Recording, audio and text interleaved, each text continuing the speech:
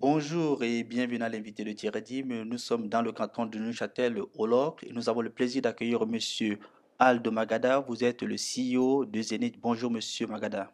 Monsieur Dim, bonjour et bienvenue au Locle. Effectivement, je suis le CEO et président de Zenith Montre, qui est une société du groupe LVMH.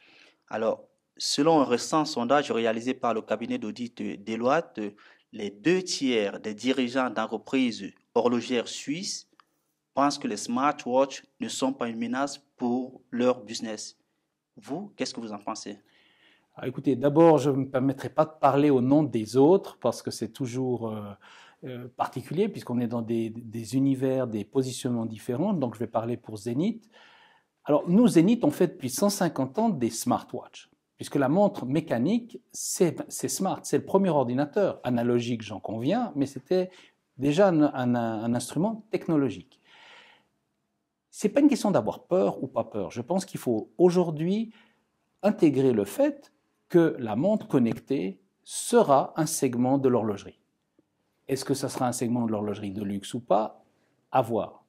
Donc il faut respecter la venue d'un nouveau segment. Par contre, il ne faut pas penser que la nouveauté chasse obligatoirement ce qui existait. Et je vous donnerai un exemple tout bête qui a considérablement marqué Zenith, c'est l'arrivée du quartz. À l'arrivée du quartz, Zenith était propriétaire d'Américains qui ont dit la mécanique c'est fini.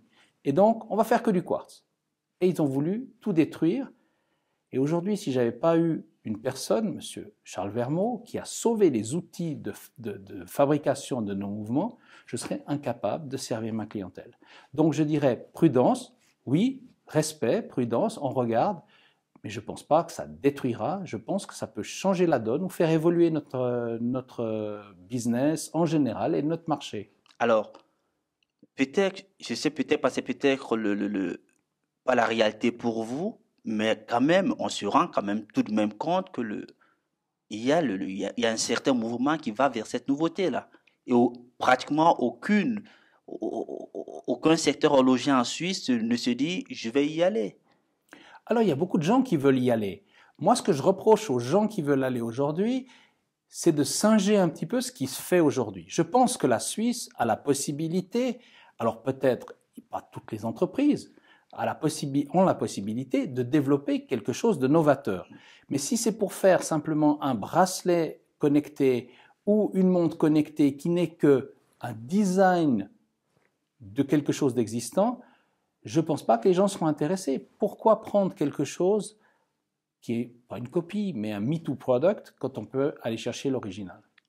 Par exemple, vous, est-ce que vous pensez par exemple que le Suisse aura à sa gauche une smartwatch et à sa droite une montre traditionnelle? Alors aujourd'hui déjà, vous voyez beaucoup de gens qui ont des bracelets pour le sport, pour leur santé et une montre. Est-ce que on pourra combiner les deux pour avoir une seule montre ou on aura un mélange des genres? J'en suis incapable. Chez nous, on cherche des réponses intelligentes qui sont pour servir des gens qui voudraient pouvoir mixer une montre totalement mécanique avec une nouvelle technologie. Alors, d'après les experts, en Suisse, seul le groupe Swatch a les capacités aussi bien technologiques qu'industrielles pour pouvoir réaliser un tel concurrençable, par exemple, avec le géant Samsung ou avec Apple. Est-ce que ça veut dire que vous, en tant que Zénith, vous allez rester au niveau de la gare et voir passer le train? Alors d'abord, peut-être qu'on ne va pas prendre le même train, parce que comme vous savez, dans les gares, il y a des TGV, il y a des trains régionaux, et donc il y a plusieurs trains qui vont dans des destinations différentes, à des vitesses différentes. Alors, effectivement que le Swatch Group est extrêmement puissant et a une machine de guerre, mais n'oubliez pas que Apple fabrique rien du tout. On n'est pas dans un problème industriel aujourd'hui, parce qu'aujourd'hui, n'importe qui est smart peut aller faire une montre connectée en Asie ou ailleurs. La question, c'est de savoir, est-ce que les Suisses seront assez forts pour amener un produit novateur qui soit pas simplement un petit élément qui soit relié par Bluetooth sur le téléphone. Parce que c'est très limitant et je pense qu'on peut faire beaucoup, beaucoup mieux. Alors, comment par exemple Zenith prépare sa riposte pour le futur? Alors Zenith, d'abord, vous le savez évidemment que c'est une marque qui a 150 ans, qui fait de la mécanique, qui est une marque niche, donc qui est sur des volumes faibles. Quand on parle entre une smartwatch de Apple où on dit on va faire 20 millions, 30 millions, 40 millions de pièces, et Zenith où on est à 30, 40 000 pièces, on ne parle pas du même animal, évidemment.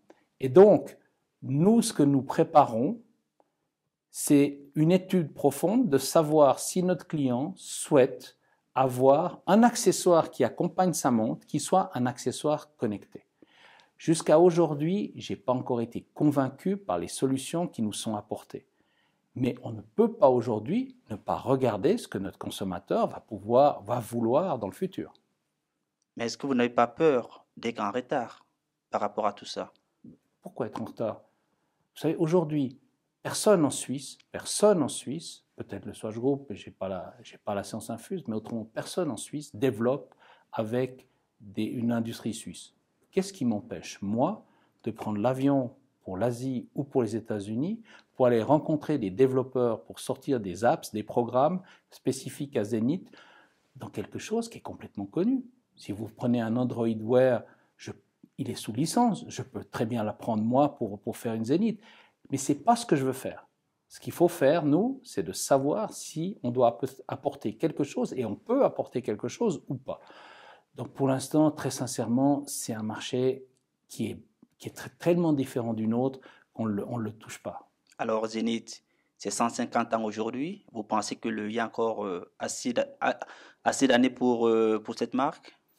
Vous savez, la technologie, c'est extraordinaire. Parce qu'on est émerveillé. Et plus on va en avant, plus on a l'impression de la magie, parce que tout devient incroyable. Mais je vous signale humblement qu'il y a plein de choses technologiques. Demandez aux Français si à l'époque de la mise en place du Minitel, ils pensaient que ça disparaîtrait.